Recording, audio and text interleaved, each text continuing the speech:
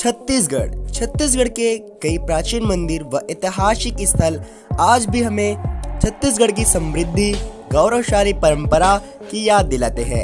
इनमें से एक स्थान है भोरमदेव। यह कवर्धा से करीब 16 किलोमीटर दूर सतपुड़ा और विंध्याचल पर्वत के मध्य स्थित है। इस मंदिर की विशेषताओं के कारण ही इसे छत्तीसगढ़ का खजुराहो कहा जाता है। भोरमदेव का मंदिर न केवल छत्तीसगढ़ परंतु संपूर्ण देश में ऐतिहासिक, पुरातात्विक और आध्यात्मिक धार्मिक दृष्टि से महत्वपूर्ण स्थान है।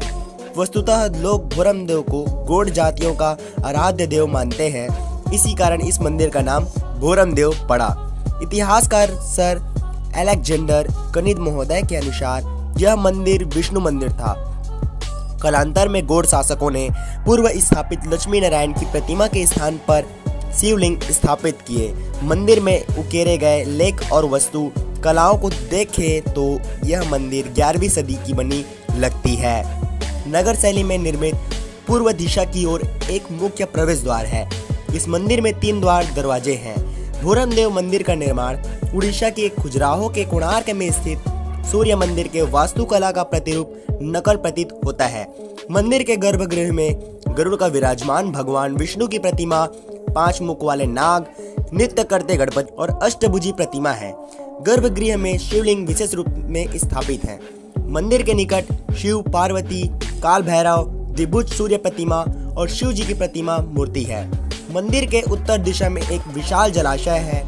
भोरमदेव के निकट अन्य दर्शनीय स्थलों में चौर ग्राम के समीप आयताकार पत्थरों से बना मंडला महल है। चौर गांव के निकट ईंट पत्थरों से बना एक मंदिर है जो छिरकी महल के नाम से भी प्रसिद्ध है।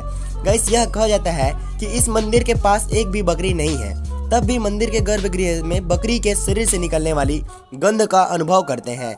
यही इस मंदिर की विशेषता है।